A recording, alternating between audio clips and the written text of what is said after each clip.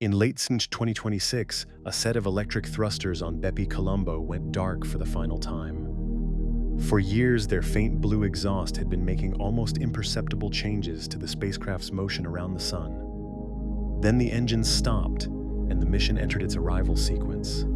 On November 21, after an 8-year cruise and 9 planetary flybys, BepiColombo is scheduled to attempt orbit insertion at Mercury. It will not be finished even then. A chain of 16 maneuvers is expected to continue into March 2027 before the European orbiter reaches its science orbit. The spacecraft has already passed Mercury 6 times. It has seen the planet. It has photographed it. But in the language that matters to orbital mechanics, it has not yet arrived. That distinction is the key to interplanetary travel. Arrival is not a place. Arrival is a place and a velocity at the same moment. A spacecraft can cross the orbit of a planet in months and still be moving far too fast, in the wrong direction to remain there. It can pass within a few thousand miles of a world and be no closer to a usable orbit than a stone skipping across water is to settling on the bottom. This is why Mariner 10 reached Mercury in 147 days, while Messenger required more than 6 years to become the first spacecraft to orbit it. One mission had permission to leave. The other had to find a way to stay. The difference sounds technical, but it overturns the ordinary way we think about distance. On Earth, a destination is usually defined by coordinates. Reach the coordinates, and the trip is over.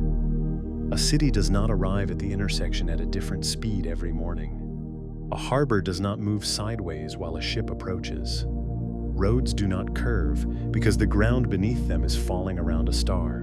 The solar system does all of those things. Earth is not a stationary launch platform. Before a rocket leaves the pad, the spacecraft is already circling the sun with Earth at nearly 30 kilometers per second. That motion cannot be switched off. It is the starting condition of every planetary mission.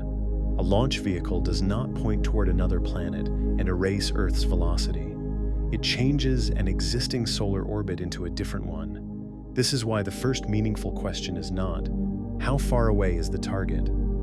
It is, what orbit is the target in, and how much must the spacecraft change its own motion to meet it? For Mars, that usually means adding orbital energy.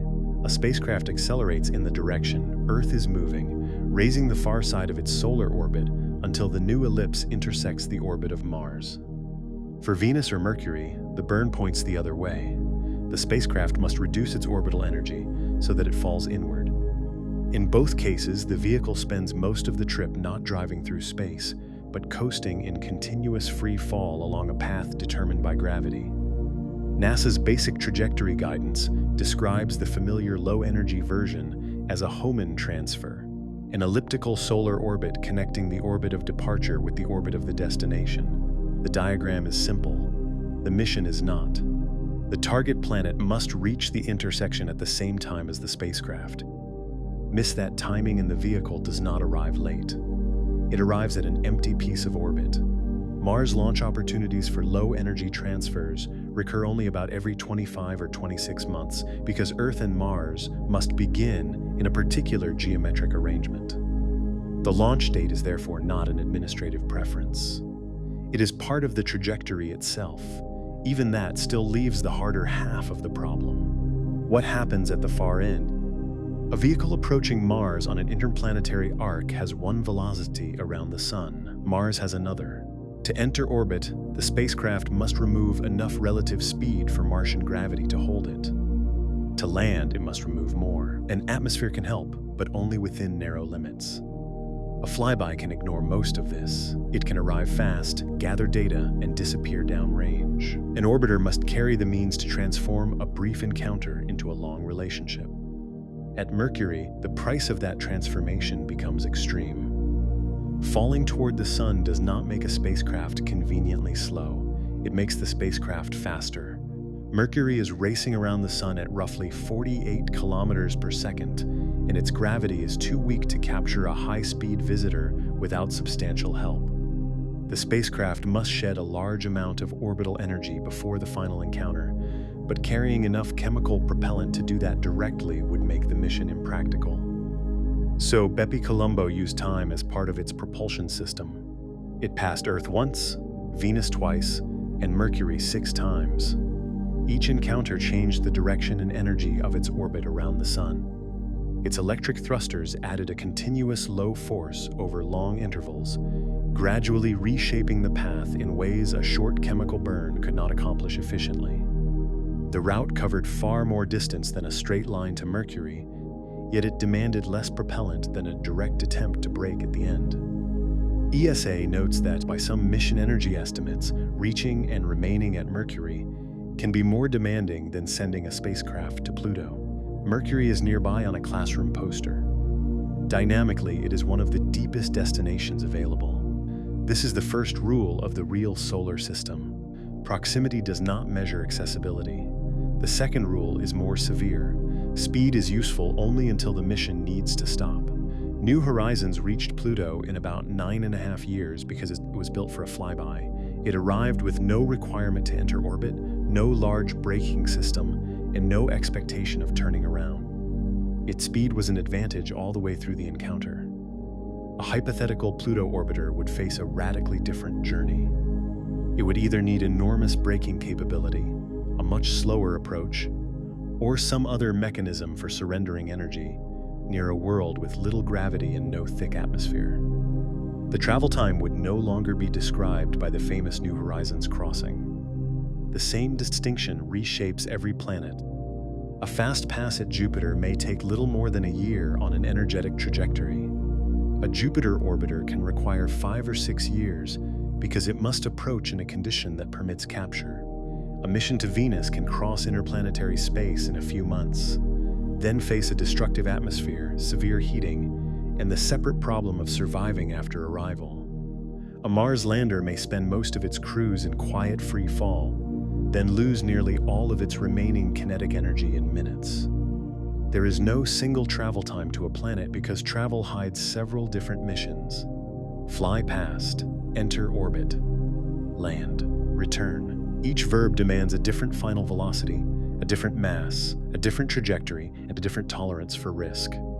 This documentary will follow that hidden arithmetic outward, not by ranking planets according to miles, but by asking what each destination requires a spacecraft to change. We will trace the price of launch windows, gravity assists, braking burns, atmospheric entry, power loss, communication delay, and years of mechanical aging. We will also ask the questions that simple distance charts cannot answer. Could one machine ever visit every planet in a meaningful way? Or does the architecture of the solar system force exploration to remain divided among many missions and many generations? BepiColombo is approaching the innermost planet after a journey that carried it repeatedly past the world it was built to study. That is not a failure of propulsion. It is a precise response to the actual shape of the problem. Mercury was never merely 30 or 40 million miles from something else. It was moving through a deep gravitational well at a speed that an arriving spacecraft had to learn to share. The map shows where the planet is. The trajectory reveals what it costs to belong there. The misleading picture usually begins with a straight line. Draw the Sun near the center of a page. Place Earth on one orbit, Mars on another, Jupiter farther out. Then connect Earth to the destination with a clean arrow. The farther the arrow reaches, the longer the trip appears to be. The model is easy to understand, easy to teach, and almost useless for planning a real mission. Its first error is that it freezes the planets. Earth moves more than 2.5 million kilometers around the Sun every day. Mars moves more slowly, but it still covers well over 2 million kilometers in the same period. Jupiter advances by more than 1 million. A journey lasting months or years, therefore, aims not at the position of a planet when the spacecraft leaves, but at the position the planet will occupy when the spacecraft arrives. Mission design begins with prediction. The second error is that the straight line ignores the Sun. A spacecraft between planets is not crossing empty neutral territory. It is moving through a gravitational field that dominates almost every part of the journey. Unless engines are operating, the vehicle follows a solar orbit. Its path curves because the spacecraft is falling toward the Sun while moving sideways fast enough to keep missing it. Earth is doing the same thing. So is every planet. This means interplanetary travel is not primarily about crossing the gap between two worlds. It is about transferring from one orbit around the Sun to another. The planets serve as departure and arrival platforms, but the central object controlling the route is the Sun. A familiar low-energy transfer makes this visible. To travel from Earth to Mars, a spacecraft performs a burn that increases its speed around the Sun. The immediate result is not a straight departure toward Mars. Instead, the spacecraft enters a new ellipse. The near side of that ellipse touches Earth's orbit. The far side reaches the orbit of Mars. The vehicle then coasts. For most of the trip, no engine is pushing it toward the destination. It is simply following the new orbit created by the departure burn. The path is efficient because it uses gravity rather than fighting it continuously. But efficiency comes with a fixed rhythm. The size of the transfer ellipse determines how long the coast lasts. Once the vehicle is committed to that path, it cannot arrive much earlier without spending more energy to reshape the orbit again. That is why low-energy Mars transfers commonly take many months. The travel time is not chosen by dividing a single distance by a cruising speed. It emerges from the geometry of the orbit. The destination must also be in the correct place. For a typical Earth to Mars transfer, Mars needs to begin ahead of Earth in its orbit. During the spacecraft's cruise, Mars continues moving and reaches the meeting point as the spacecraft reaches the far end of the transfer ellipse. The two objects do not chase one another. They follow separate arcs arranged to intersect at the correct moment. If the launch occurs too early, the spacecraft reaches the crossing before Mars arrives.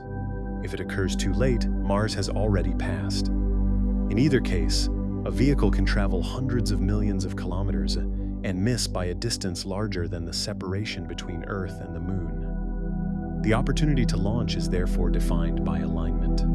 For Mars, similar geometry returns roughly every 26 months. A delay of a few days may still be recoverable with more energy or a revised trajectory. A delay beyond the window can force the mission to wait more than 2 years. Hardware may be complete. The launch vehicle may be available. The scientific instruments may be calibrated. None of that changes the positions of the planets. This is one reason interplanetary schedules are so unforgiving. On Earth, a delayed expedition may leave the following week. In space, the next equivalent route may not exist for years. The word window can make this sound like a narrow opening in time, but it is more useful to imagine a moving corridor through velocity and position. Each day within the launch period produces a slightly different trajectory. The departure speed changes, the arrival date changes. The angle at which the spacecraft approaches the target changes. The amount of correction fuel required during cruise changes. Mission teams do not choose a single path and then wait for the calendar to reach it. They prepare a family of possible paths, each tied to a specific launch date. As weather, hardware, and range conditions shift, the trajectory team updates the route. The destination is the same. The orbit used to reach it is not. This flexibility has limits. A spacecraft cannot carry unlimited fuel. Every correction consumes propellant that may also be needed for orbit insertion, attitude control, landing, or later science operations. A trajectory that rescues a late launch may leave too little margin for the rest of the mission. The question is never simply whether a route is physically possible. It is whether the route remains possible with the mass, propulsion, and risk that the mission can afford. That mass is determined long before launch. Adding fuel increases the amount of velocity a spacecraft can change, but fuel itself must be accelerated. More propellant requires a larger tank. A larger tank adds structure. More structure demands still more launch energy. The relationship compounds. This is why apparently modest improvements in travel time can require disproportionately large increases in spacecraft mass. A faster transfer to Mars is possible. There is no physical rule requiring a spacecraft to spend 7 or 8 months in cruise. A vehicle can leave Earth with greater speed and follow a shorter, more energetic arc, but it will also approach Mars faster. The time saved during cruise creates a larger braking problem at arrival. For a flyby, that may be acceptable. The spacecraft passes the planet, records what it can, and continues into another solar orbit. For an orbiter, the additional speed must be removed. For a lander, it must eventually be converted into heat, atmospheric drag, parachute loading, rocket thrust, or impact. Every hour removed from the journey can reappear as mass in the braking system. This trait is not unique to Mars. It is one of the central patterns of planetary exploration. A mission can spend energy at departure to arrive sooner, or it can accept time in exchange for lower energy. It can use a planet's atmosphere to reduce speed, but then it must survive heating and aerodynamic stress. It can carry more propellant for orbital insertion, but then the launch vehicle must lift more mass from Earth. It can avoid stopping altogether, but then the scientific encounter may last only hours. There is no universally best trajectory because there is no universally best mission. A weather satellite bound for Earth orbit, a Mars rover, a Mercury orbiter, and a probe flying past Pluto may all launch on rockets, but the similarities quickly end. Each mission is defined by the state it must achieve at the destination. That state includes position, velocity, direction, and time. A spacecraft passing near Mars at 15 kilometers per second is not equivalent to one passing near Mars at 5. A vehicle approaching from the sun's side does not face the same conditions as one arriving from farther out. A probe that crosses the equator of a planet cannot automatically observe the poles. A mission arriving during northern summer may study a completely different atmosphere from one arriving during winter. The route influences the science before the instruments are turned on. This is why the phrase distance to Mars has so little value by itself. Earth and Mars are never separated by one fixed number. Sometimes they occupy the same side of the sun. Sometimes they are nearly opposite. Their distance changes constantly, yet even the minimum separation does not automatically create the best moment to launch. The shortest straight-line distance between the planets occurs near closest approach, but a spacecraft using a conventional transfer usually leaves months earlier, when Mars is positioned ahead of Earth. By the time the planets reach their minimum separation, the vehicle is already well into its journey. The best departure date is therefore not the date when the destination is nearest. This is another place where terrestrial intuition fails. On Earth, leaving when two objects are closest usually reduces the trip. In orbital motion, the correct moment depends on where both objects will be after the spacecraft has followed its transfer path. The mission is designed backward from the encounter. Engineers begin with the required arrival conditions. They determine where the planet will be, how fast the spacecraft may approach, what direction is needed for orbit insertion or atmospheric entry, and what lighting conditions the instruments require. Then they trace the trajectory back toward Earth. The launch date is one result of that calculation. Even a successful departure does not end the navigation problem. Small errors accumulate. A launch vehicle may place the spacecraft a few meters per second away from the planned velocity. Solar radiation can exert a weak but persistent pressure. Tiny leaks, imperfect thruster firings, and uncertainties in planetary positions can alter the path. Over millions of kilometers, a small early error can become an enormous miss at the destination. Cruise corrections are therefore planned throughout the journey. The spacecraft measures its orientation and communicates with Earth. Ground stations track the Doppler shift and timing of its radio signal. Navigators compare the observed path with the predicted one, then command brief burns to refine the encounter. These corrections are usually small because late corrections are expensive. Changing the path early allows a tiny velocity adjustment to grow into a large positional shift by arrival. Waiting until the spacecraft is close to the planet requires a much stronger burn to achieve the same result. Interplanetary navigation rewards patience but punishes hesitation. The familiar map fails because it shows destinations without motion, distance without energy, and arrival without velocity. A real trajectory must satisfy all three. Once that is understood, the solar system stops looking like a set of rings waiting to be crossed. It becomes a collection of moving pathways, each one available only under certain conditions, each one demanding a different payment in time, fuel, risk, or scientific compromise. and the deepest paths are not always the longest. The distances between planets are usually presented as large numbers, but the numbers alone do not explain the difficulty. 1,000,000 kilometers is not hard because it is large. It is hard because a spacecraft must cross it while the departure world moves, the destination moves, the sun bends the path, and every correction consumes a limited reserve of velocity. Scale becomes meaningful only when it changes what a mission can do. The Moon is the nearest useful reference. Its average distance from Earth is about 384,000 kilometers. The Apollo crews crossed that gap in roughly 3 days. Radio signals took a little more than 1 second to travel each way. Mission control could ask a question and receive an answer within the rhythm of an ordinary conversation. Mars never permits that kind of relationship. Even near a favorable approach, Mars is tens of millions of kilometers away. At greater separation, the distance expands to hundreds of millions. A radio message may require several minutes to arrive, and a reply requires the same delay again. Near the far side of the Sun, the round trip can approach 3/4 of an hour. That changes the nature of control.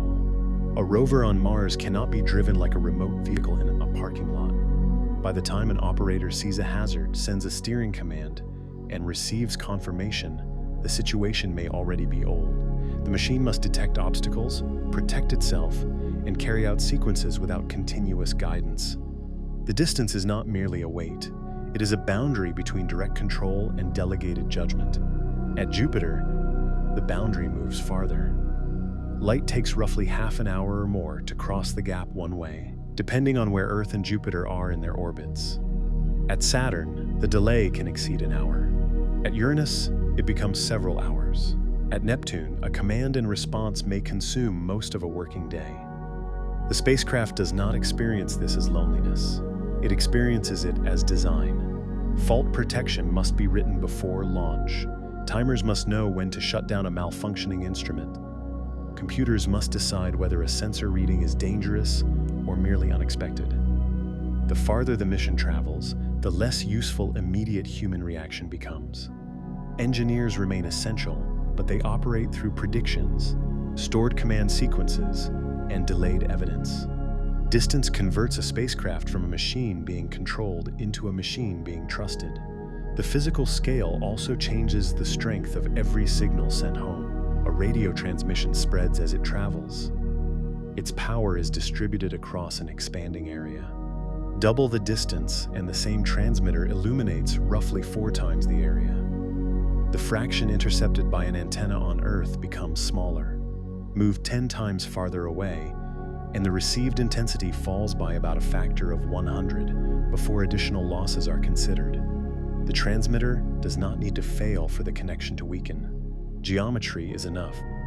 This is why a modest radio system can communicate comfortably near Earth, but become a whisper in the outer solar system. More power helps, but power is scarce.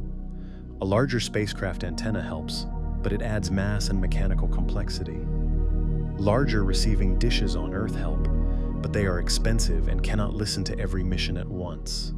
Lower data rates help, but they reduce the amount of science that can be returned.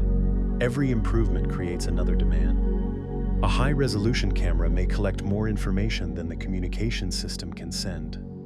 The spacecraft must then compress the data, store it, prioritize it, or discard part of it. An image that requires seconds to transmit from lunar distance may require minutes or hours from a giant planet. A complex observation sequence can produce weeks of downlink. The scientific encounter may be brief. The act of bringing the encounter home can continue long afterward. Voyager 2 passed Neptune in a matter of hours at close range, but the information from that encounter was not simply poured back to Earth in real time. The spacecraft recorded observations, transmitted them through a limited channel, and depended on sensitive ground antennas to recover a signal weakened across billions of kilometers. The cameras could see more quickly than the radio could speak.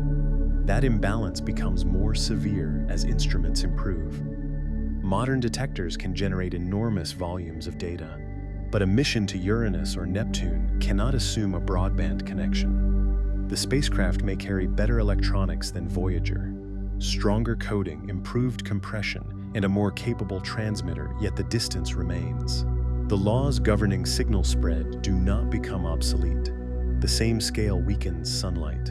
Near Earth, sunlight is strong enough that solar arrays are an obvious source of power. Move outward, and the available energy falls with the same inverse square pattern. At Mars, sunlight is weaker but still useful. At Jupiter, the intensity is only a small fraction of what reaches Earth. At Saturn, it is weaker again. Like Uranus and Neptune, sunlight has become so faint that a practical spacecraft would require very large arrays to produce modest power. Large arrays create their own problems. They must survive launch while folded. They must deploy after months or years. They must remain pointed toward the sun. Their structure must stay stable despite thermal changes. They add mass, surface area, and vulnerability. At extreme distances, the engineering solution may become less reasonable than carrying a radioactive power source. Radioisotope generators avoid dependence on sunlight by converting heat from radioactive decay into electricity. They do not produce much power. Their value is endurance. They continue operating in darkness, at great distance, and in environments where solar arrays would be impractical. But endurance also declines. The radioactive material produces less heat over time. The thermoelectric system becomes less efficient. Available electrical power falls year after year. Instruments that were easy to operate early in the mission become expensive later. Heaters, computers, transmitters, and sensors begin competing for a shrinking budget measured in watts. A deep space probe, therefore, does not simply age.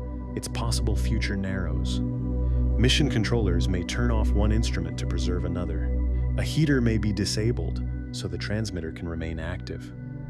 A backup system may consume too much power to keep warm. Operations become a sequence of choices about which capability still matters most. This decline is slow enough to be easy to underestimate. There may be no explosion, no sudden loss, and no dramatic final malfunction. The spacecraft remains alive while doing less. Travel time magnifies the problem because the machine is aging before the primary mission begins. A spacecraft bound for Mars may reach its destination within a year. A mission to Jupiter can spend several years in cruise. A probe to Uranus or Neptune may spend more than a decade traveling before its main scientific work begins. During that time, electronics accumulate radiation exposure. Mechanisms remain unused, lubricants age. Materials experience repeated heating and cooling. Software and ground systems must be maintained. The team itself changes. The journey consumes part of the spacecraft's life even when nothing appears to be happening. This is why a long cruise is not empty time. It is operational risk stretched across years. A component intended to deploy at the destination may have spent a decade folded against the spacecraft. An engine expected to perform the orbital insertion burn may have remained dormant since launch. A valve may have cycled only during tests on Earth. The mission depends on hardware functioning after a period longer than the lifespan of many consumer technologies and longer than many engineering teams remain intact. The outer solar system adds cold, but cold is not a simple enemy. Electronics often need warmth. Propellant lines may need heaters. Batteries perform poorly when too cold. Yet the spacecraft also contains systems that generate heat and must avoid overheating. Thermal design becomes a balancing act between retaining enough warmth for survival and rejecting enough heat for stability. Closer to the sun, excess heating dominates. Farther away, preservation dominates. A mission moving through both regions may require different attitudes, coatings, heater schedules, and operating modes during different stages of the same journey. Scale changes the environment continuously. The planets themselves also occupy surprisingly little of the space a spacecraft crosses. A voyage to Jupiter is not a long passage through a crowded field of worlds and rocks. Most of the route is open space. The asteroid belt is not a dense obstacle course. Individual objects are separated by immense distances. A probe can cross the belt without weaving between boulders because there is almost nothing nearby. This emptiness reduces collision risk, but it does not make navigation easy. A spacecraft may spend years crossing a region with no useful place to stop. No atmosphere for braking, no station for repairs, and no alternate destination within reach. The emptiness is not dangerous because it is crowded. It is dangerous because it offers no assistance. An error near Earth may be corrected with another burn. An error after years of cruise may consume fuel reserved for arrival. A missed gravity assist may not produce a minor delay. It may erase the route to the next planet entirely. At planetary scale, timing becomes part of distance. Jupiter circles the Sun in nearly 12 years. Saturn takes almost 30. Uranus takes 84. Neptune takes about 165. Their slow motion means useful alignments can be rare. A spacecraft may need one planet to bend its path toward another, and that geometry may exist only during a limited span. The mission can be delayed on the ground for years because the destination is moving too slowly to provide another opportunity soon. This is the true escalation from the inner planets to the outer ones. The numbers grow, but more important, the consequences change. Minutes become communication barriers. Weak sunlight becomes a power architecture. Years become hardware aging. Orbital periods become political deadlines. A launch window becomes a decision affecting scientists who may retire before the spacecraft arrives. The solar system is not difficult merely because it is large. It is difficult because every additional unit of distance reaches into the design, the schedule, the crew on Earth, the amount of science returned, and the probability that the machine will still be capable when the destination finally fills its instruments. And before any spacecraft can confront those years of distance, it must first acquire the energy to climb outward at all. A gravity assist is often described as free speed. That is close enough to be memorable and incomplete enough to be dangerous. The spacecraft does not gain energy from gravity alone. Gravity bends the path. The energy exchange comes from the motion of the planet itself. The planet is already carrying enormous momentum around the Sun, and the spacecraft briefly enters its moving gravitational field. If the encounter is arranged correctly, the spacecraft leaves with a different velocity relative to the Sun than it had before. Nothing has been created. The planet gives up an immeasurably small fraction of its orbital momentum. The spacecraft receives a meaningful change because its mass is so small by comparison. The same encounter can also be used in reverse. A spacecraft can approach in a geometry that causes it to lose energy relative to the Sun. This is how gravity assists help missions descend toward Mercury. The mechanism is not a universal accelerator. It is an exchange whose direction depends on how the spacecraft approaches and departs. The easiest way to see the difference is to separate two viewpoints. From the planet's perspective, a spacecraft arrives along a curved path, falls inward, swings around, and climbs away. Far from the planet before and after the encounter, its speed relative to that planet is nearly the same. Gravity has redirected the motion, but in the idealized case, it has not increased the spacecraft's speed in the planet's own frame. From the Sun's perspective, the planet is moving. The spacecraft enters a gravitational field that is itself traveling around the Sun. If it passes behind the planet in the direction of orbital motion, the planet pulls it forward during the encounter. The spacecraft departs with more heliocentric energy. If it passes in front, the interaction can reduce its heliocentric speed. The distinction between these frames is where the apparent trick lives. Imagine a slow ball approaching a train from behind. The train is moving in the same direction. If the ball could bounce elastically from the rear of the train, it would leave moving faster relative to the ground. From the train's perspective, the ball entered and departed with similar speeds. From the ground's perspective, the moving train transferred momentum to it. A gravity assist is not a physical bounce, but the accounting is similar. The planet's gravity provides a smooth turn rather than a collision. The closer the spacecraft passes, the stronger the deflection can be. A more massive planet can produce a larger change because its gravitational field bends the trajectory more powerfully. The approach speed also matters. A spacecraft moving very quickly relative to the planet spends less time being turned. A slower encounter allows gravity to curve the path more deeply. Every assist is therefore controlled by a limited set of variables. The planet's mass, the spacecraft's incoming direction, its speed relative to the planet, and the altitude of closest approach change any one of them, and the outgoing path changes. This is why mission designers do not treat a flyby as a loose visit to a planetary neighborhood. They aim for a narrow region in space called target plane. The desired crossing point determines how the planet will bend the spacecraft's trajectory.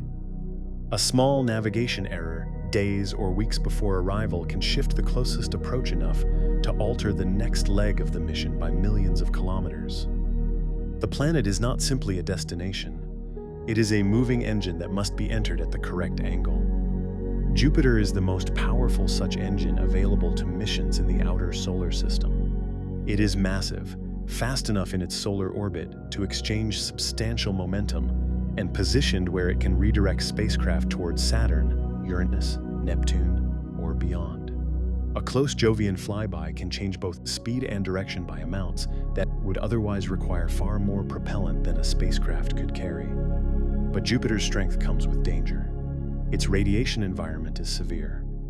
A trajectory passing deeper through the system may receive a stronger gravitational turn, but it also exposes the spacecraft to higher radiation doses. A lower flyby altitude increases scientific opportunity and dynamical leverage while reducing safety margin. The mission must negotiate between propulsion, science, and survival. This is a pattern that appears repeatedly in spaceflight. The best trajectory in one category may be unacceptable in another. A gravity assist can reduce launch energy, but it may add years to the journey. It can allow a smaller rocket, but it may require the spacecraft to pass close to a hostile planet. It can create access to a distant world, but only if the planetary alignment exists during the correct launch period. The assist is free only in propellant. It is paid for in geometry, timing, and risk. Cassini's route to Saturn demonstrates the bargain. A direct launch with sufficient energy would have demanded a more powerful departure than the mission could practically use. Instead, Cassini first traveled inward. It passed Venus twice, returned to Earth, then encountered Jupiter before continuing to Saturn. On a map, this route looks absurd. The spacecraft initially moved away from its final destination. It spent years revisiting the inner solar system. Yet each encounter changed its solar orbit. Venus and Earth added energy. Jupiter provided the final large redirection towards Saturn. Distance traveled increased. Launch energy decreased. That is the kind of exchange the straight-line model cannot represent. A longer path may be the only feasible path. A mission may approach the Sun to reach a planet farther from it. The trajectory is shaped not by geographical intuition, but by the sequence of momentum exchanges available at the time. Galileo faced a related problem after its original launch plan was changed. Without the intended high-energy upper stage, the spacecraft could not be sent directly to Jupiter on the original route. Mission designers rebuilt the journey around a Venus flyby, followed by 2 Earth encounters. The spacecraft passed its home planet twice after launch. To someone watching only distance, this looks like failure to make progress. To orbital mechanics, each return to Earth was a controlled opportunity to increase heliocentric energy. The spacecraft was not wandering. It was using the moving Earth as a propulsion stage that did not need to be carried on board. This reveals a deeper meaning of trajectory design. A mission is not always limited by what its rocket can provide at launch. It may also use the stored orbital energy of planets encountered later. The solar system itself becomes part of the propulsion architecture. That architecture has strict rules. A spacecraft cannot request a gravity assist from a planet that is not in position. It cannot choose any outgoing direction it wants. The turn angle is limited by the approach speed, the planet's gravity, and the safe flyby altitude. The spacecraft may need several encounters because one planet cannot provide the entire change. BepiColombo uses repeated passes for exactly this reason. No single encounter removes enough solar energy to solve the Mercury problem. Instead, the trajectory is tightened gradually. Earth begins the process. Venus continues it. Mercury itself is used again and again to reduce the mismatch between the spacecraft's orbit and the planet's orbit. Each pass makes the next one possible. The mission approaches Mercury, leaves, circles the Sun, and returns under slightly different conditions. To an observer-focused location, the spacecraft appears to keep missing its target. In reality, every flyby changes the condition of the next encounter. The destination becomes the braking system. This works because the mission does not need Mercury to capture the spacecraft during the early flybys. It needs Mercury to reshape the solar orbit by a small amount. After enough repetitions, the remaining velocity difference becomes small enough for propulsion to complete the capture. The process is slow because energy removal is limited. Outer planet missions often receive dramatic boosts from Jupiter because Jupiter is massive. Inner planet missions have no equivalent giant world available for braking. Venus can help, but its gravitational leverage is much smaller. Mercury is smaller still. The spacecraft must accumulate modest changes over many encounters. Electric propulsion fills part of the gap. An ion thruster produces far less force than a chemical rocket. It would not lift a spacecraft from Earth. Its advantage is duration. Chemical engines deliver large thrust for seconds or minutes. Electric thrusters can operate for months, using electrical energy to accelerate propellant to very high exhaust speeds. The immediate acceleration is almost unnoticeable. Over time, it becomes transformative. A continuous small force can reshape a solar orbit with much greater propellant efficiency than a brief chemical burn. This allows a spacecraft to make gradual changes during cruise, complementing the larger directional changes provided by planetary flybys. But electric propulsion also introduces a new trade-off. It depends on electrical power. Near the Sun, solar arrays can provide substantial energy, but they must survive intense heating. The thrust remains low, so the mission must begin changing its orbit long before the defee effect is needed. The spacecraft cannot wait until the final approach and then demand an immediate stop. Its braking campaign lasts for years. This is the opposite of terrestrial travel. A car accelerates, cruises, and brakes near the destination. A spacecraft bound for Mercury may begin surrendering orbital energy almost as soon as it leaves Earth and continue doing so through repeated planetary encounters across most of the mission. There is no separate braking phase. The entire journey is the brake. Gravity assists also explain why rare planetary alignments can transform what is possible. Voyager 2 reached all 4 giant planets because the worlds were arranged so that one encounter naturally led to the next. Jupiter redirected the spacecraft toward Saturn. Saturn redirected it toward Uranus. Uranus redirected it toward Neptune. The spacecraft did not carry enough propellant to manufacture those changes independently. The sequence existed because the planets were in the correct places during a narrow historical period. That alignment did not merely shorten the mission. It created the mission. Without it, a single spacecraft could not have followed the same path on the same timescale. The Grand Tour was possible because the moving architecture of the solar system briefly formed a chain. This is the governing mechanism behind many of the most successful planetary missions. The rocket provides the first orbit. The planets reshape what follows. Propulsion performs corrections and critical burns. Time allows small forces and repeated encounters to accumulate. The spacecraft does not overpower the solar system. It negotiates with it, and every negotiation ends with the same unresolved demand. A flyby can change a trajectory, but it does not guarantee capture. Eventually, a mission that intends to stay must stop borrowing motion from other worlds and perform the one maneuver that cannot be postponed. It must arrive at the target with enough energy for gravity to close the door behind it. A spacecraft can survive launch, cross hundreds of millions of kilometers, execute every correction, and arrive within sight of its target, then lose the entire mission in less than an hour. That is the consequence of needing to stay. A flyby mission has a wide definition of success. It must pass through the right region at the right time, point its instruments correctly, and preserve enough communication to return the observations. It may arrive quickly. It may arrive fast. Once the encounter is complete, its remaining path can lead almost anywhere. An orbiter has no such freedom. it must surrender enough velocity for the target world to hold it. The required change usually happens during a single maneuver near arrival, when the spacecraft is already deep inside the planet's gravitational field. By then, there may be no useful opportunity to try again. The journey has created a moment of irreversible commitment. Approaching a planet means falling toward it. The spacecraft accelerates as gravity pulls it inward, reaching its highest speed near closest approach. That is often the same region where the engine must fire. The vehicle turns so its thrust opposes the direction of travel, then burns long enough to reduce its speed below the local escape condition. If it slows sufficiently, the path closes into an orbit. If it does not, the path remains open. The spacecraft passes through the system and leaves. This is why the most important engine firing of a planetary mission may occur years after launch. A rocket on Earth provides the energy to begin the journey, but the arrival engine determines whether the spacecraft becomes part of the destination or merely another object passing through it.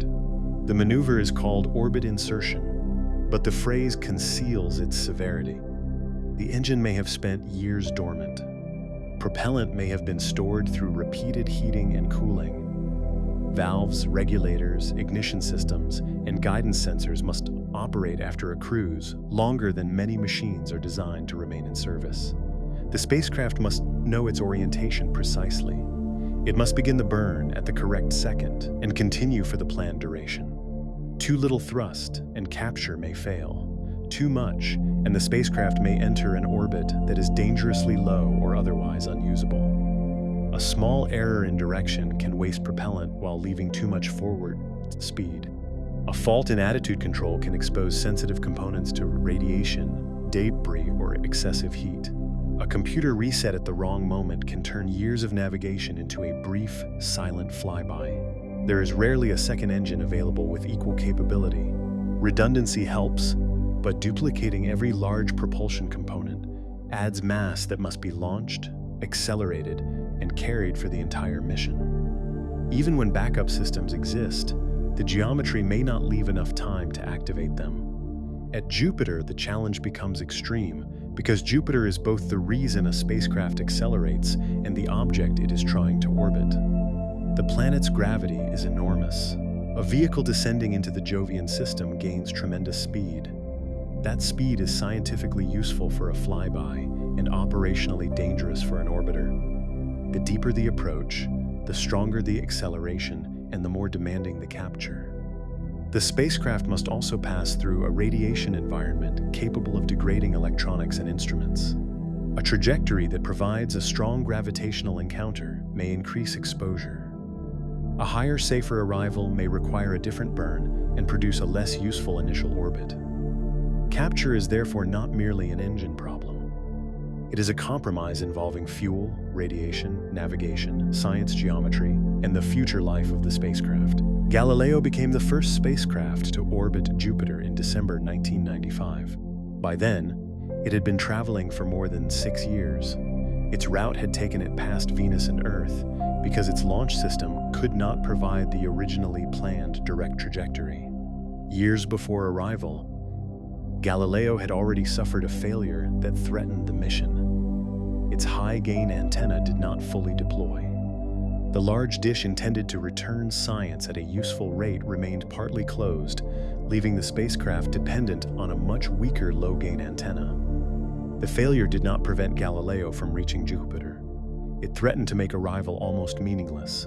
An orbiter can collect extraordinary observations, but science stored on board is not yet science on Earth. Without a capable communication link, the mission would be able to see Jupiter while sending home only a small fraction of what it recorded. The response took years. Engineers changed software, improved compression, altered observation plans, and upgraded receiving systems on Earth. They rebuilt the mission around a communication channel far weaker than the one Galileo had been designed to use. The long cruise that created the opportunity for failure also created time to develop a solution. Then came orbit insertion. Galileo had to slow itself near Jupiter while managing propulsion, navigation, radiation exposure, and the separate arrival of an atmospheric probe released months earlier. The orbiter's main engine burned for nearly 50 minutes. Had it failed, Galileo would have crossed the Jovian system and continued into an orbit around the Sun. Instead, the burn closed the trajectory. The spacecraft remained at Jupiter for almost 8 years, observing repeated volcanic activity on Io, studying the planet's atmosphere and magnetosphere, and returning evidence that several icy moons may conceal liquid water beneath their surfaces. None of that extended science existed until the insertion burn succeeded. Cassini faced the same boundary at Saturn on a larger operational scale. Its cruise lasted nearly 7 years. The spacecraft had used 2 encounters with Venus, one with Earth and one with Jupiter. Each flyby helped create a path that could deliver a massive orbiter and the Huygens probe to Saturn. By arrival, Cassini represented decades of planning and years of successful flight. It carried instruments built by teams across several countries. It had crossed billions of kilometers without losing the systems required for the primary mission. Still, Saturn did not owe it an orbit. Cassini approached fast enough to continue past the planet and into the outer solar system. To remain, it had to fire its main engine for more than 90 minutes. The engine had been waiting through the entire cruise for this purpose. The spacecraft also had to turn its large antenna forward as a shield. The planned path carried Cassini through Saturn's ring plane, where even a small particle striking at interplanetary speed could cause serious damage. The antenna protected the more vulnerable body of the spacecraft, but using it as a shield meant it could not simultaneously point toward Earth in its normal communication orientation. During the maneuver, Cassini was largely alone. Signals required well over an hour to cross the distance in one direction. Mission controllers could not watch a problem develop and intervene before it became fatal. By the time Earth received evidence of a failure, the decisive moment would already be gone. The burn had to execute from stored instructions. Engineers on Earth could prepare the machine, test the sequence, estimate the environment, and define fault responses.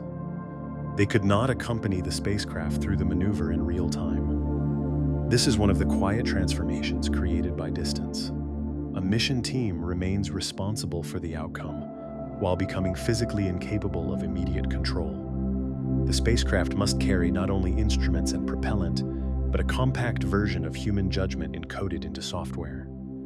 Cassini's engine started.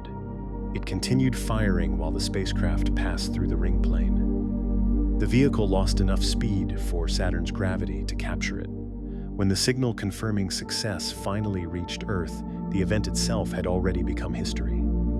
The mission then spent 13 years studying Saturn. It watched the planet's atmosphere change with the seasons. It crossed the ring plane repeatedly. It mapped moons, sampled particles, and delivered Huygens to Titan. A maneuver lasting less than 2 hours opened more than a decade of science. Juno's arrival at Jupiter followed the same logic with different engineering. The spacecraft had spent almost 5 years reaching the planet. At arrival, its engine performed a braking burn, lasting roughly 35 minutes. Juno then entered a highly elongated orbit rather than settling immediately into a tight circular path. That shape was deliberate. The spacecraft spends much orbit far from Jupiter's most intense radiation, then dives close to the cloud tops for brief scientific passes. The orbit trades continuous proximity for survival. It allows the instruments to collect high-value measurements near the planet while limiting cumulative radiation exposure. Even after capture, the trajectory remains a negotiation. A lower orbit may improve resolution but increase danger. A longer orbit may reduce the number of close passes. Additional engine burns can refine the path, but every burn uses propellant and introduces risk.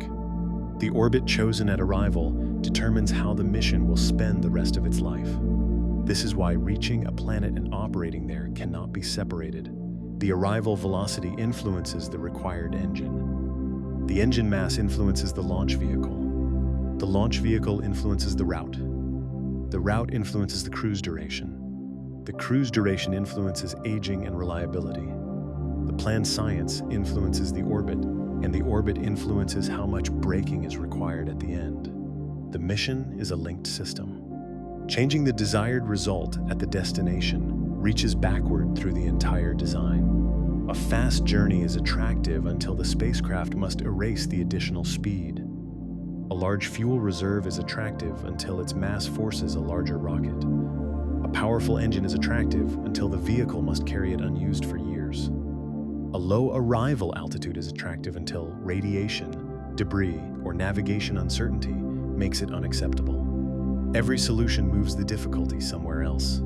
Atmospheres offer another way to remove velocity. A spacecraft can use drag instead of carrying all the propellant required for braking. Aerocapture could, in principle, allow a vehicle to enter orbit during a single passage through an atmosphere.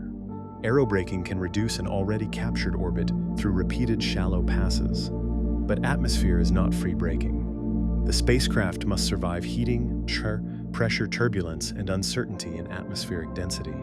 A path too high removes too little speed. A path too low may destroy the vehicle.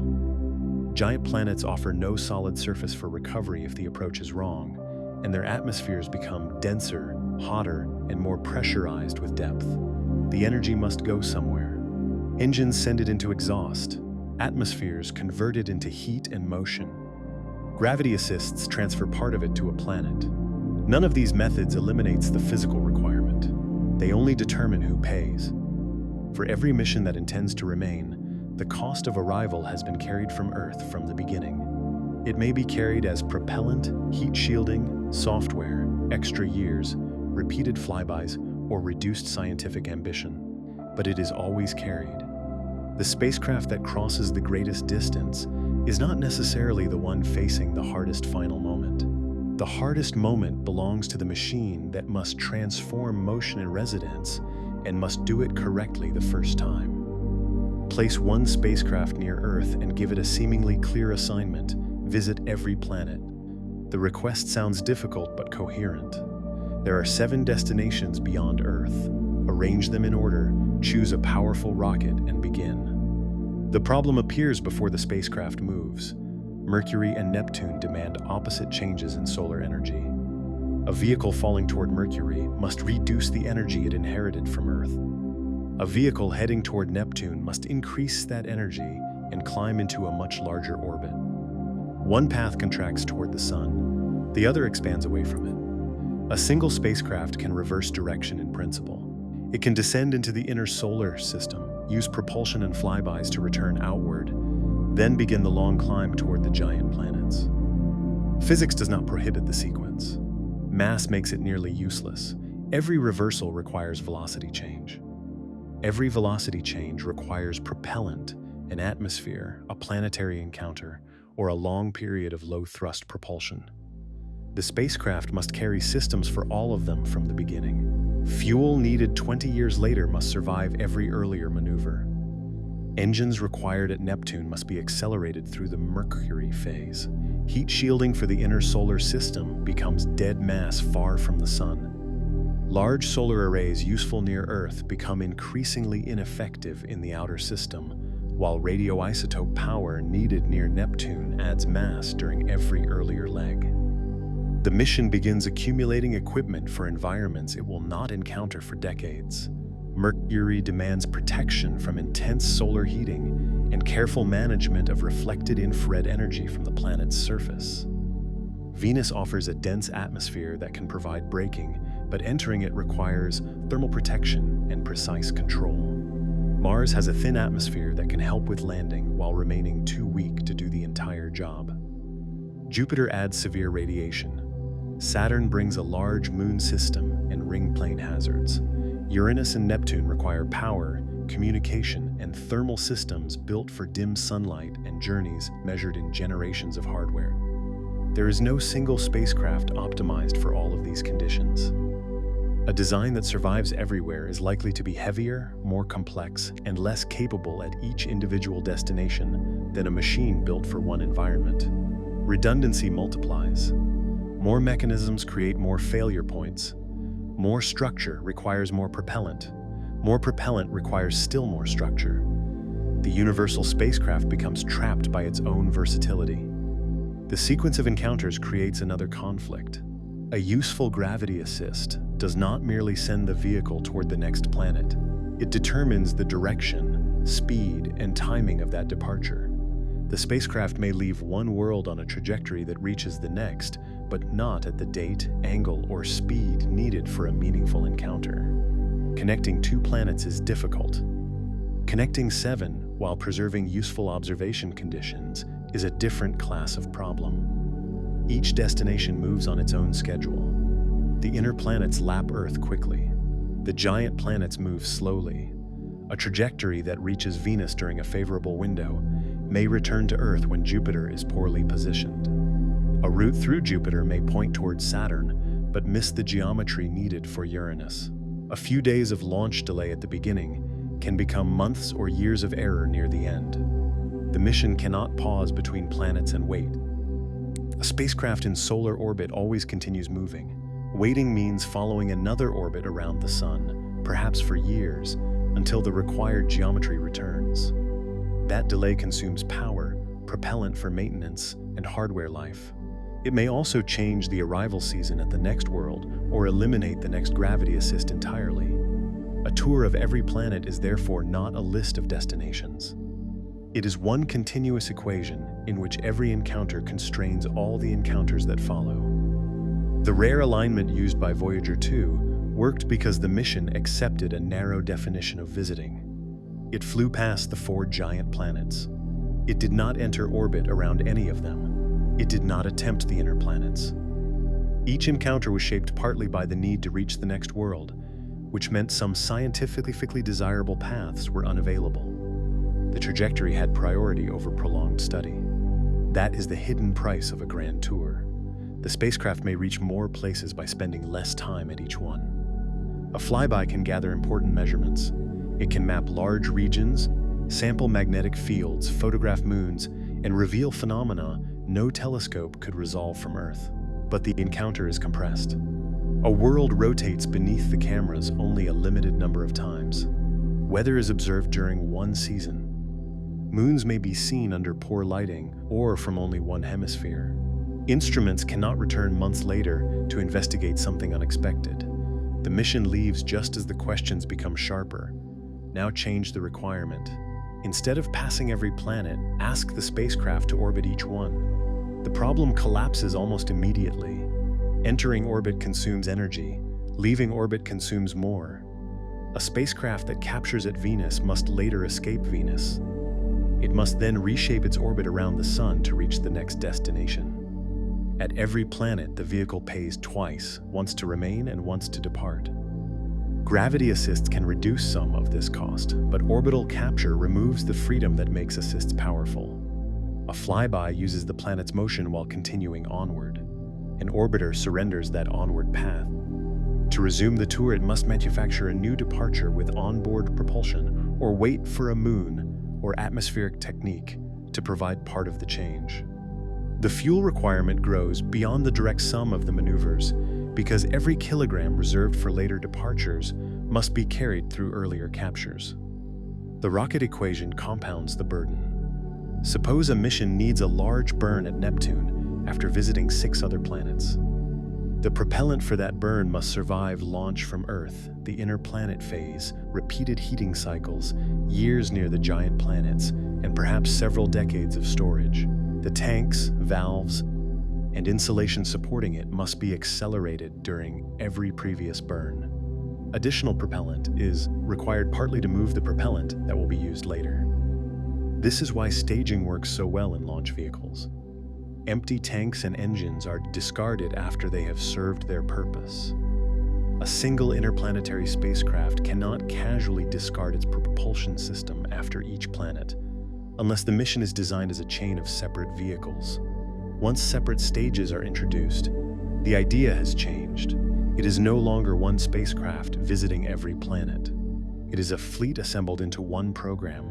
Landing makes the contradiction stronger. There is no common landing system for the solar system. Venus requires survival under enormous pressure and temperature. Mars requires atmospheric entry, followed by additional braking, because the air is too thin to stop a heavy vehicle. Mercury has almost no atmosphere. so descent must be entirely propulsive. Jupiter and Saturn have no accessible solid surface. A probe can enter their atmospheres, but it will eventually be destroyed as pressure and temperature rise. Uranus and Neptune present the same basic problem under conditions even more difficult to reach. The word landing does not describe one operation repeated 7 times. It describes several unrelated forms of controlled destruction, surface survival, and atmospheric descent. A sample return requirement would multiply the differences again. Leaving Mercury means climbing away from a world deep in the sun's gravity well. Leaving Venus means launching through a dense atmosphere from a surface hot enough to destroy ordinary electronics. Leaving Mars is easier by comparison, yet it still requires a separate ascent vehicle, rendezvous, containment, and return trajectory. No mission has returned material from another planet. The successful sample return missions so far have relied on the Moon, asteroids, and cometary material, where escape conditions are far less demanding than those of the planets. The simple answer fails because the phrase "every planet" conceals incompatible definitions of success. A photograph from a flyby counts as a visit in one sense. A year in orbit counts in another. A probe transmitting for minutes inside a giant planet's atmosphere may be the closest possible equivalent to landing there. A rover surviving for years on Mars offers a depth of access that no rapid tour can reproduce. There is no neutral standard. The more scientifically meaningful the word visit becomes, the less plausible a single journey becomes. This leads to a different answer. Humanity will not explore the planets by sending one perfect machine along a grand route. It will do so through specialization: orbiters designed for radiation, landers designed for heat, probes designed for pressure, and long-lived spacecraft built around scarce power. The unit of exploration is not the spacecraft. It is the network of missions, launch systems, ground antennas, laboratories, institutions, and generations that remain connected long enough to complete the work. A tour can cross the solar system. Understanding it requires a civilization willing to divide the journey into parts.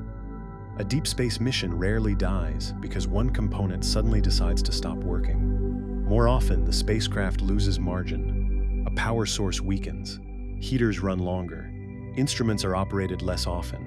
Communications require more time. A backup system becomes too expensive to keep warm. Engineers change the sequence to protect one subsystem, and that change places more stress on another. The mission continues, but the number of safe choices becomes smaller. This is the deeper system behind planetary travel. Distance does not attack a spacecraft through one mechanism. It connects many slow problems until they begin reinforcing one another. Power is usually at the center. Every spacecraft must divide a limited electrical supply in computers, transmitters, heaters, instruments, pumps, actuators, and guidance systems. Near Earth, solar arrays may produce enough energy that the competition is manageable. Farther from the sun, available power falls. On radioisotope-powered missions, output declines steadily with age.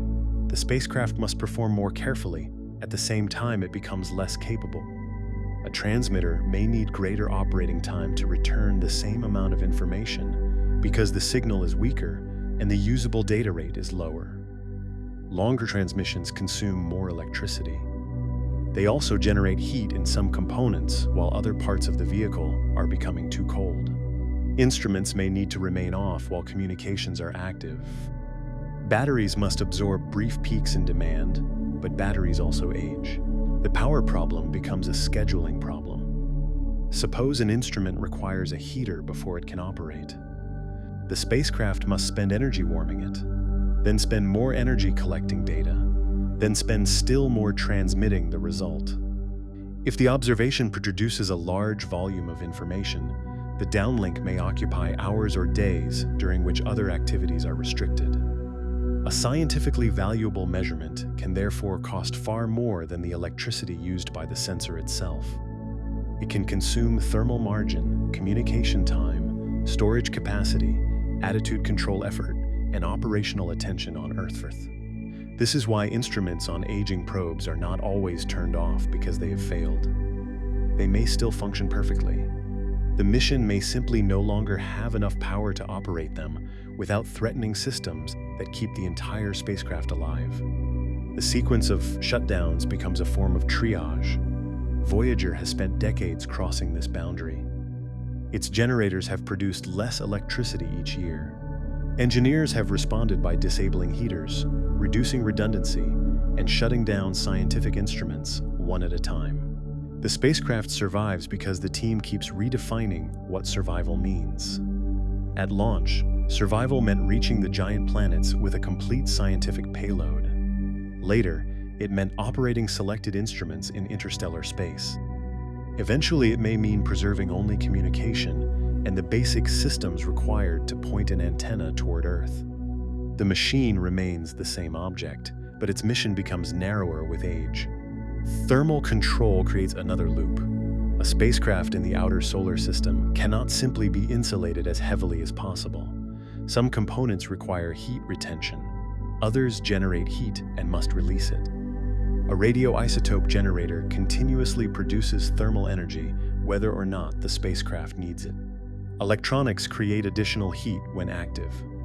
The arrangement of louvers, radiators, insulation, and internal conduction paths must keep the vehicle within operating limits across changing environments. When electrical power declines, heaters become harder to support. When heaters are turned off, mechanisms become colder. When mechanisms become colder, lubricants thicken, materials contract, and deployment or rotation may become less reliable. A decision made to preserve electricity can increase mechanical risk years later. Mechanical systems are especially dangerous because many remain inactive for most of the journey. A camera platform may rotate only during encounters. A main engine may wait years between major burns. An atmospheric probe may remain attached until shortly before arrival. A protective cover may be commanded to open only once. Testing on Earth cannot reproduce decades of storage followed by operation in deep space. A component may survive radiation and vacuum yet still fail because two materials expanded differently. A lubricant migrated, or a spring no longer delivered the expected force. The spacecraft may carry a backup, but the backup has aged in the same environment for the same amount of time. Redundancy is not immunity. Two identical systems can share the same hidden weakness. Two separate systems can require the same power bus, computer, or thermal zone. A backup that depends on the failed system or activation is not truly independent. The architecture must be designed around failure paths, not component counts. Software adds another layer because it is both vulnerable and adaptable. A spacecraft launched today may still be operating when the computers, operating systems, and programming tools used to build it have disappeared from ordinary use. Engineers must preserve documentation, test equipment, simulators, and expertise. They may upload new code decades after launch to compensate for hardware degradation or change the mission's behavior. This flexibility can rescue a spacecraft. It can also introduce risk. A software update sent across billions of kilometers cannot be casually reversed. The spacecraft may have limited memory and processing power. Commands must be tested against conditions that cannot be recreated perfectly on Earth. A corrupted instruction or unexpected interaction can place the vehicle into a protective mode at the worst possible time. The longer the mission, the more likely it is that the people writing new commands were not present when the spacecraft was designed. Knowledge must cross generations. A mission lasting 30 years may begin with one group of engineers, launch under another, arrive with a third, and complete its science under a fourth. Some original designers retire, some die, contractors change, laboratories reorganize, file formats become obsolete, ground equipment is replaced. The spacecraft does not care about institutional turnover. Its valves, processors, and communication protocols remain tied to decisions made decades earlier. This makes documentation a survival system. A note explaining why a sensor was wired in an unusual way may become critical 20 years later. A software limitation seemed obvious to the original team may be invisible to successors. An undocumented workaround may disappear when the last person who remembers it leaves. Institutional memory can fail as quietly as a power supply. The ground network is part of the spacecraft as well. A probe at Neptune may be billions of kilometers away, but its mission depends on antennas, receivers, clocks, navigation models, data centers, and trained operators on Earth. The vehicle can function perfectly and still lose scientific value if the ground system cannot hear it. Large antennas must serve many missions. As the number of deep space spacecraft grows, competition for communication time grows with it. A mission may need longer contacts because its data rate is low, while newer missions demand their own navigation and downlink windows. The limited resource is no longer fuel carried on board. It is hours on Earth's most sensitive radio dishes. An all-planet exploration program would intensify this conflict. Multiple orbiters operating simultaneously at Mars, Jupiter, Saturn, Uranus, and Neptune would require overlapping communication schedules. Emergencies would interrupt routine science. A critical maneuver at one planet might take priority over data return from another. New antennas could be built, but they require funding, maintenance, and international coordination. The architecture of exploration must expand on Earth as well as in space. Then there is radiation. At Jupiter, energetic particles can damage electronics, alter memory, degrade solar cells, and produce false signals in detectors. Shielding helps, but shielding adds mass. More mass increases launch energy. Heavier shielding may protect the computer while leaving external instruments exposed. Placing electronics inside a protected vault reduces dose, but cables and sensors must still cross the boundary. Radiation protection becomes another trade-off between survival and observation. A spacecraft built to latch at Jupiter may carry mass that is unnecessary at Saturn. A lightweight probe suited for the outer system may not survive repeated close passes near Jupiter. This is one reason a single machine, optimized for every planet, becomes increasingly unrealistic. The systems required to survive one destination interfere with the systems required to reach another. Failure can also cascade through attitude control. A spacecraft must point antennas toward Earth, instruments toward targets, radiators toward cold space, and solar arrays toward the sun. These directions are not always compatible. Reaction wheels, thrusters, and control software manage the conflict. If a reaction wheel fails, the spacecraft may use thrusters more often. Using thrusters consumes propellant. More propellant use reduces the number of future trajectory corrections or orbit adjustments. A pointing failure, therefore, becomes a lifetime problem. The same is true of communication. A damaged high-gain antenna forces a lower data rate. A lower data rate requires arrangements. Longer transmissions consume more energy and ground time. Scientific observations must be reduced because stored data cannot be returned quickly enough. One mechanical failure can reshape the entire mission without ending it. This is what makes long-duration exploration fundamentally different from a race across distance. The spacecraft must not merely remain functional. Its subsystems must continue supporting one another. Power must support heat. Heat must preserve mechanisms. Mechanisms must point the antenna. The antenna must sustain communication. Communication must deliver software and return data. Ground teams must understand the machine well enough to respond.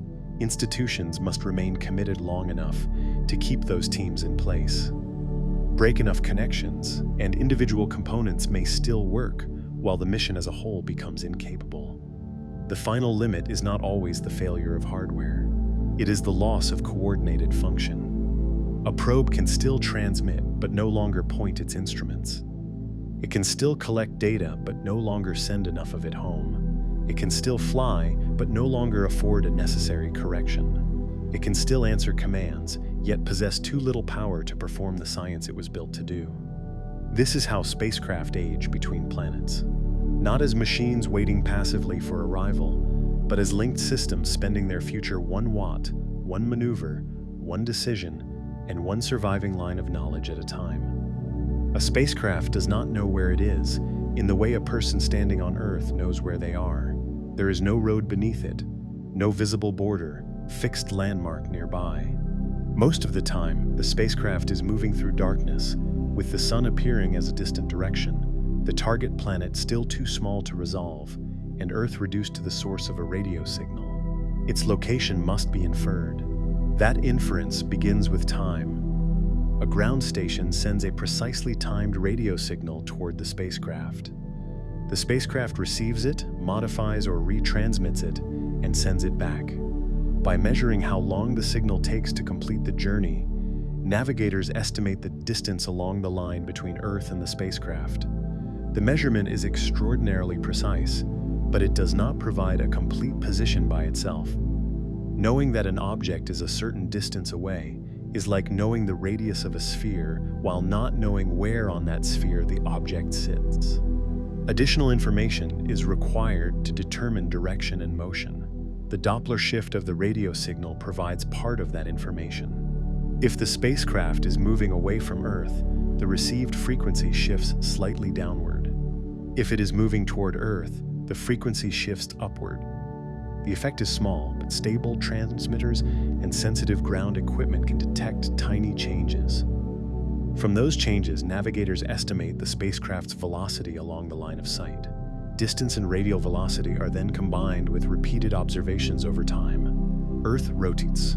Earth orbits the Sun. Different antennas observed from different locations. As the geometry changes, the navigation team builds a three-dimensional estimate of the spacecraft's trajectory. The result is not a single measurement, but a continuously updated mathematical solution. Every new signal adjusts the predicted path.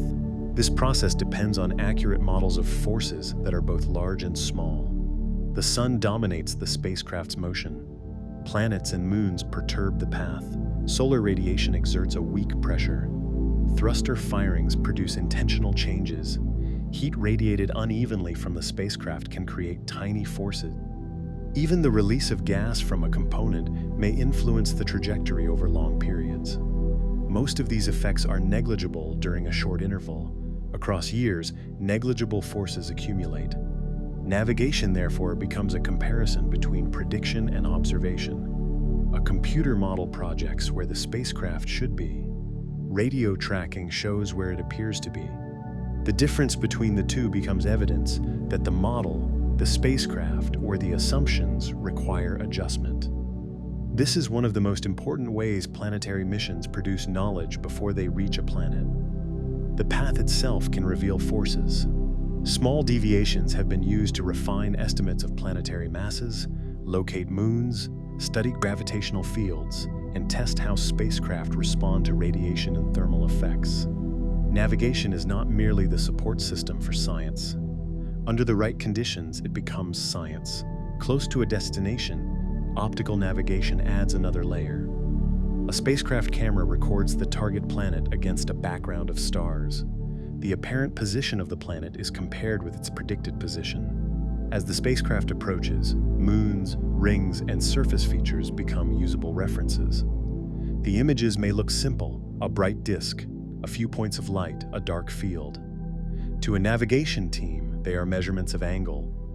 The spacecraft's computer or the ground team identifies the center of the planet or moon, compares it with the star field, and estimates how the actual approach differs from the planned one. The technique becomes especially valuable when radio measurements alone leave uncertainty in directions across the line of sight. A planet growing larger in the camera does not automatically mean the spacecraft is approaching correctly. It may still pass too high, too low, too early, or too late. The final path must often be controlled within a narrow corridor. An atmospheric probe needs a precise entry angle. Too shallow, and it may skip back into space. Too steep, and heating or deceleration may exceed the design limits. An orbiter needs the correct periapsis for its capture burn. A flyby using gravity must cross the target plane at the right location to leave toward the next destination. A miss measured in tens of kilometers can change the future of the mission. These measurements also define what we truly know about distant worlds. A telescope near Earth observes light that has crossed millions or billions of kilometers. From that light, scientists can measure temperature, composition, motion, weather, rotation, and sometimes the presence of rings or moons. Modern observatories can detect features that would have been invisible during the early space age. But remote observation, remains an observation from one side of the gap. A telescope sees reflected sunlight or thermal radiation. It does not directly feel the magnetic field. It does not count charged particles moving through the environment. It cannot sample the atmosphere from inside, measure gravity from repeated close orbits, or determine the detailed structure beneath a moon's surface. Those quantities must be inferred unless a spacecraft goes there. Inference is not guesswork. It is disciplined comparisons between measurement and model. If a planet's atmosphere absorbs specific wavelengths, scientists can identify gases. If a moon's motion changes in a predictable way, its mass can be estimated. If a magnetic field alters charged particles, the field's structure can be reconstructed. If a spacecraft's radio signal bends while passing behind an atmosphere, density and temperature profiles can be derived. But every inference depends on what the instrument can detect and what alternative explanations remain possible. Direct measurement narrows those alternatives. Galileo's atmospheric probe did not merely observe Jupiter's clouds from above. It entered the atmosphere and measured pressure, temperature, winds, and composition along one descending path. The result was uniquely valuable and also incomplete. One probe sampled one location at one time. Jupiter is larger than Earth, rapidly rotating, and meteorologically complex. A single descent cannot represent the entire planet. Direct access does not eliminate uncertainty. It changes the kind of uncertainty. Flybys produce a different limit. Voyager 2 transformed our understanding of Uranus and Neptune, but each encounter occurred during a brief passage. The spacecraft could not watch long-term weather evolve, revisit moons under better lighting, or test whether an observed feature was permanent. At Neptune, the spacecraft photographed a large, dark storm. Years later, remote observations showed that the feature had disappeared. The flyby had captured a moment, not a stable portrait. An orbiter can separate temporary behavior from enduring structure because it observes repeatedly. It can map different latitudes, seasons, and viewing angles. It can make close passes over several moons. It can respond to an unexpected discovery by changing future observations. Time at the destination becomes an instrument. That is why a fast mission is not always the mission with the greatest scientific return. Speed may deliver the spacecraft sooner, but stopping allows comparison. Repetition reveals change. Long baselines expose cycles, drift, and rare events that a flyby cannot distinguish from normal conditions. Yet orbiters have their own blind spots. A spacecraft around Jupiter may spend only brief intervals close to the planet because of radiation. An orbiter around Saturn may need years to encounter all major moons under useful geometry. A mission at Uranus may arrive during a season dominated by one hemisphere. Instruments can fail, power can decline, and fuel can limit how much the orbit is changed. No mission sees everything. The instruments themselves divide reality into narrow channels. A camera measures light within selected wavelengths. A magnetometer measures field strength and direction near the spacecraft. A spectrometer separates radiation by wavelength.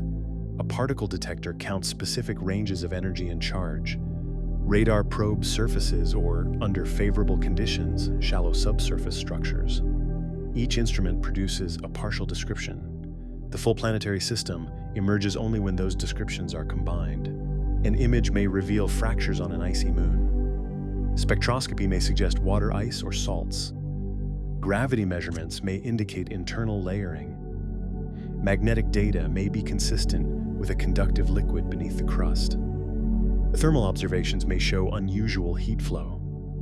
Together, the evidence may support the presence of a subsurface ocean. But unless the ocean is directly sampled, the conclusion remains an interpretation, built from several independent measurements. This distinction matters because planetary science often advances through convergence rather than a single decisive observation. The stronger the agreement among unrelated instruments, the narrower the range of plausible explanations becomes. The opposite is also true. When measurements disagree, the disagreement may reveal an error, an unknown environmental effect, or an incomplete model. A result that does not fit is not automatically a discovery. It is a reason to test the instruments, repeat the observation, and search for competing explanations.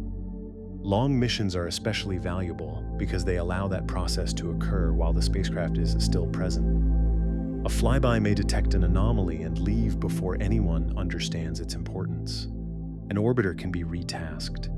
A later pass can change altitude, viewing angle, instrument mode, or timing. The mission becomes an investigation rather than a single inspection.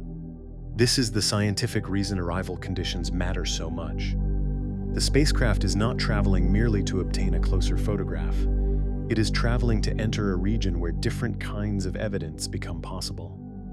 Radio tracking can weigh a moon by the way its gravity alters the spacecraft's path. Repeated flybys can reveal whether the interior is layered. A magnetometer can measure the interaction between a world and the solar wind. An atmospheric probe can distinguish gases that remote spectra blend together. A radar instrument can see through haze that hides the surface from visible light cameras. Proximity changes the questions that can be asked, and still, the map remains incomplete. Mercury has had only 2 dedicated orbital investigations. Uranus and Neptune have never had orbiters. No probe has entered the atmosphere of an ice giant. Triton has been seen close only once. Large parts of the outer solar system remain known through brief encounters, distant light, and dynamical inference. The limits are not caused by a lack of scientific interest. They are created by travel time, power, mass, communication, launch opportunities, and the difficulty of slowing down after crossing the distance. What we know about a planet is inseparable from how we manage to reach it. The data carries the shape of the trajectory that made it possible. The question now has a clearer answer. How long does it take to reach a planet? It takes as long as necessary to change one orbit into another, arrive with a usable velocity, and preserve enough of the spacecraft to perform the mission afterward. Distance matters, but it is not the controlling variable. The controlling variable is the required change in motion. That change is usually expressed through delta V, the total amount by which a spacecraft must alter its velocity during a mission. Delta V does not describe one speed. It describes a budget of changes. Launch, course correction, planetary capture, landing, ascent, rendezvous, and departure can all draw from it. A destination can be physically close and dynamically expensive. Mercury is the clearest example because the spacecraft begins with Earth's rapid motion around the Sun. Reaching the inner planet requires surrendering much of that orbital energy. Falling sunward increases speed, while Mercury's weak gravity offers limited help with capture. The result is a mission that can cross Mercury's orbit quickly, but may require years of flybys and low-thrust braking before it can remain there. A distant destination can be dynamically easier in a different sense. A fast spacecraft can reach Pluto without carrying the fuel needed to stop. New Horizons succeeded because its missions accepted a brief encounter. Its speed remained useful through the final observation sequence. A Pluto orbiter would not inherit that travel time. It would need a route and braking system designed around capture, and those requirements would transform the mission. The same rule explains the broad range of travel times to Mars and Jupiter. A flyby can use an energetic trajectory and preserve its speed. An orbiter must reduce relative velocity at arrival. A lander must remove nearly all of it. 2 spacecraft leaving for the same planet can therefore experience different journeys because they are not solving the same problem. There is no contradiction between a 13-month flight past Jupiter and a 5-year journey into Jupiter orbit. The first mission crosses the system. The second joins it. Gravity assists are the mechanism that allows many difficult routes to exist at all. They exchange momentum with moving planets, giving or removing heliocentric energy without demanding an equivalent quantity of onboard propellant. But they are not unrestricted shortcuts. They depend on planetary position. They produce only certain outgoing paths. They may add years before reducing the energy required at launch. A trajectory built around several flybys can be longer in distance and slower in time, while still being the more practical mission. This makes the solar system resemble neither a highway nor a static map. It is closer to a changing railway network in which the tracks are invisible, the stations move, and many connections appear only at specific times. A spacecraft cannot wait beside the route. Once launched, it remains in motion. Missing a connection may mean circling the sun for years, or losing access to the next destination entirely. The best current answer is therefore conditional. For the inner planets, travel times can be measured in months, but orbital capture may add complexity that distance does not predict. Venus is comparatively accessible from Earth, yet its surface environment can destroy a lander quickly. Mars offers regular launch opportunities and manageable cruise durations, but atmospheric entry remains difficult because the air is thick enough to generate heat and too thin to provide all the necessary braking. Mercury can be reached by flyby in months and require most of a decade for a practical orbital mission. For Jupiter and Saturn, flybys can be relatively fast, while orbiters usually spend years in cruise. The mission may use Earth, Venus, or Jupiter itself to reshape the trajectory. Arrival then concentrates years of risk into a braking maneuver that must work without real-time help from Earth. For Uranus and Neptune, distance begins to dominate nearly every system. Cruise times become long enough to test power sources, materials, software, teams, and institutions before the science phase begins. Communication delays make immediate intervention impossible. Weak sunlight restricts power architecture. Orbital insertion requires carrying a propulsion system across more than a decade of travel. The voyage becomes a generational project even when no human is on board. This also answers the larger question of whether one spacecraft could meaningfully visit every planet. A single flyby tour is possible under unusual geometry, but it would be defined by compromise. The spacecraft would spend little time at each world. The inner and outer portions of the journey would demand opposing energy changes. The trajectory needed to preserve the next encounter would limit the science at the current one. A single orbiter tour is technically imaginable in the abstract and operationally unreasonable with present methods. Capturing at each planet and then escaping again would require repeated large velocity changes. Propellant carried for distant maneuvers would increase the cost of every earlier maneuver. Systems for solar heating, atmospheric entry, giant planet radiation, deep cold, weak sunlight, and decades of operation would accumulate on the same vehicle. The mass would grow. The complexity would grow faster. The more realistic answer is a distributed exploration program. Many spacecraft, each designed around a narrow environment and a specific scientific question. A Mercury orbiter does not need to survive in Neptune's darkness. A Uranus mission does not need a Venus lander's pressure vessel. A Mars rover does not need to carry the engine required to leave Saturn. Specialization is not a failure to build a universal machine. It is the strategy demanded by the diversity of the solar system. This distributed approach also changes the meaning of completion. Humanity will not finish the planets by checking each one off a list. Every close encounter reveals smaller systems inside the larger one. Moons, rings, magnetic fields, seasonal cycles, atmospheric layers, internal structures, and geological histories. Voyager 2 reached Uranus once, yet many of the planet's basic properties remain poorly constrained.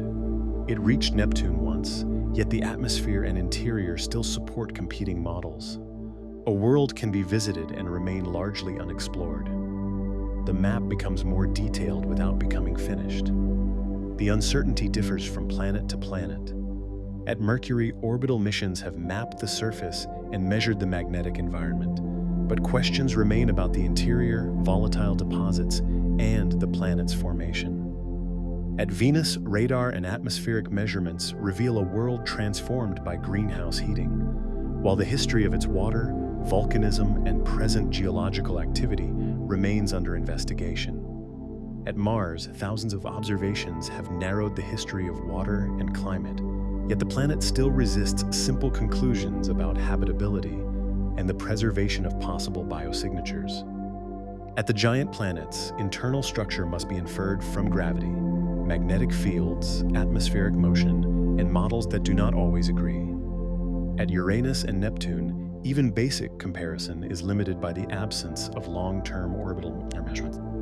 The strongest conclusion is not that the planets are unreachable. It is that access has levels. A telescope provides one level, a flyby provides another. Orbit allows repetition. Atmospheric entry provides direct sampling. Landing provides contact with a surface. Sample return allows laboratories on Earth to examine material with instruments too large and complex to send through space. Each level demands a larger payment. The progression is not from ignorance to certainty. It is from broad inference to narrower uncertainty. This is why mission design and scientific knowledge cannot be separated. We know Mercury partly through the trajectories that made orbit possible. We know Neptune through the geometry that carried Voyager 2 past it once. The form of the evidence reflects the method of access. A fast journey provides one kind of truth, a long residence provides another.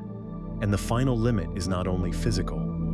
Exploration depends on whether human institutions can maintain purpose across timescales longer than elections, careers, and sometimes working lifetimes. A mission to an ice giant may be proposed by one generation, launched by another, and operated at arrival by people who were children when the first study began. The spacecraft crosses distance. The project must cross time. That may be the most demanding transfer of all. When BepiColombo reaches Mercury, the planet will not suddenly become near. It will still be the same small world circling close to the sun. The spacecraft will still have crossed less physical distance than many probes sent toward the outer solar system. But after years of flybys, low thrust braking, navigation corrections, thermal management, and waiting for geometry to become favorable, the mission will finally achieve the condition that distance alone could never describe. It will match the planet well enough to stay. That is the central lesson hidden inside every interplanetary journey. A planet is not a point on a map. It is a moving environment embedded in gravity, carrying its own velocity, seasons, hazards, and limited opportunities for approach. To reach it in a scientifically useful way, a spacecraft must do more than cross space. It must enter the right state at the right time, with enough capability left to survive what comes next. The straight line between worlds is therefore almost never the real route. A spacecraft may travel inward before going outward. It may pass Earth again after launch.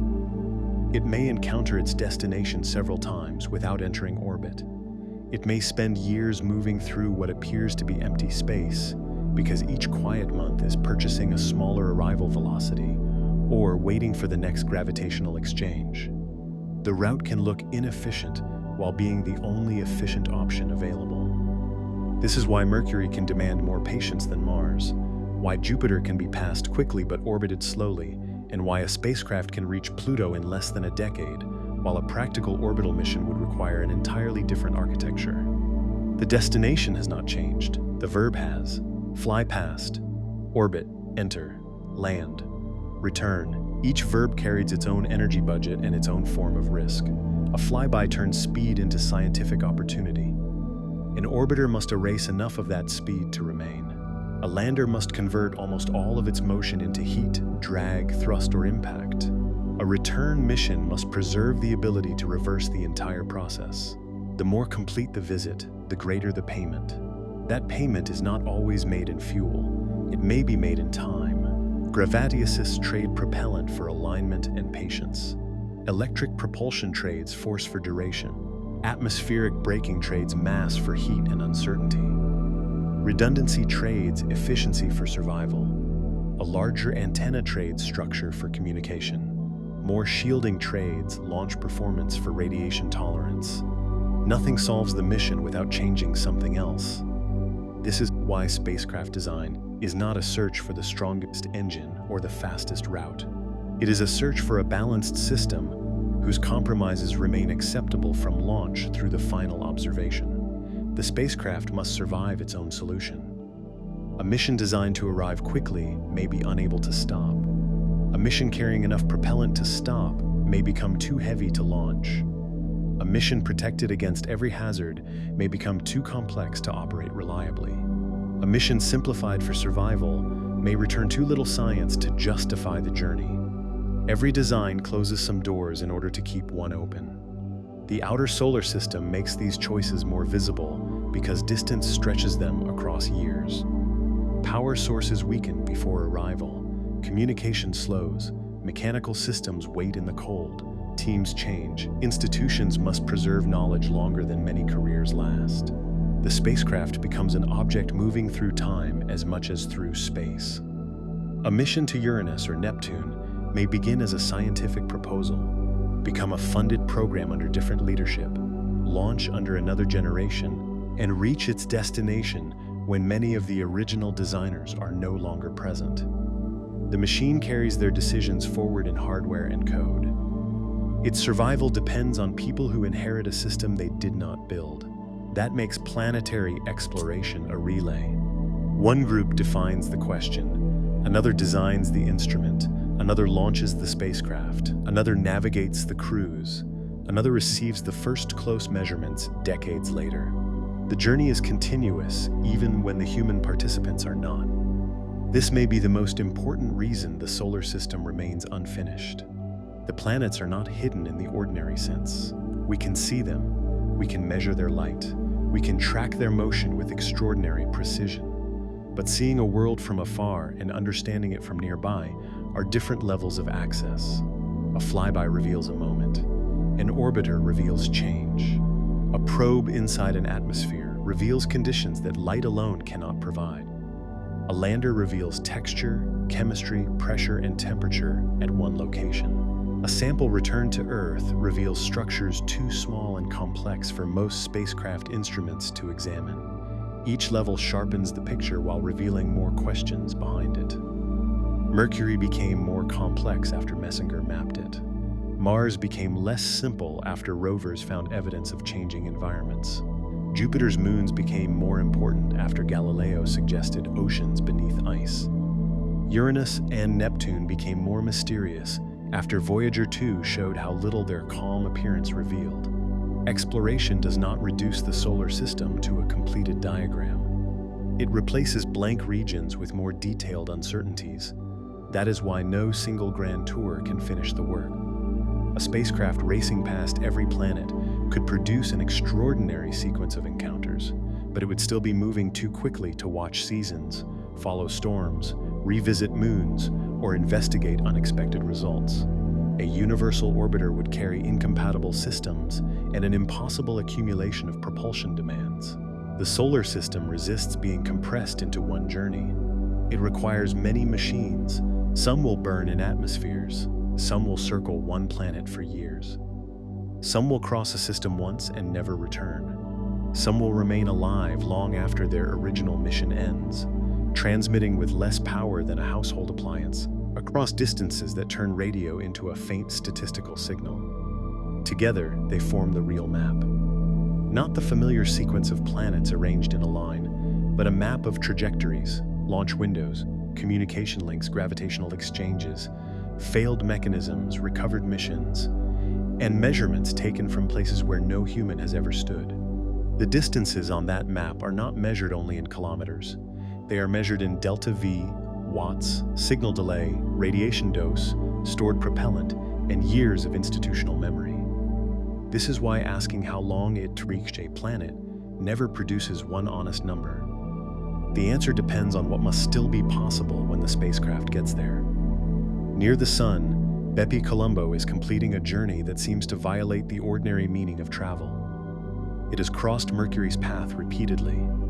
It has allowed planets to bend its orbit. It has spent years reducing motion rather than accumulating it. Eventually, the spacecraft will fire its engines and close a path that has remained open since launch. Mercury's gravity will take hold. The planet closest to the Sun will finally stop being a place the spacecraft can only pass. And in that quiet transition from visitor to resident, the true scale of the solar system will appear not in the distance crossed, but in the motion that had to be surrendered.